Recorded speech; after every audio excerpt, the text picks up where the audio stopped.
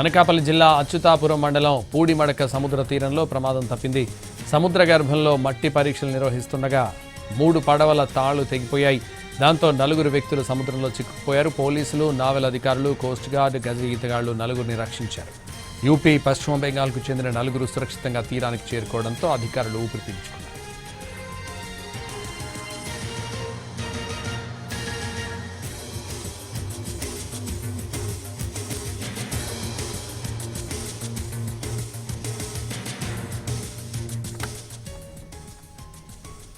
అనకాపల్లి జిల్లా అచ్యుతాపురం మండలం పూడిమడక సముద్ర తీరంలో ప్రమాదం తప్పింది. సముద్ర గర్భంలో మట్టి పరీక్షలు నిర్వహిస్తుండగా 3 పడవల తాళ్లు తెగిపోయాయి.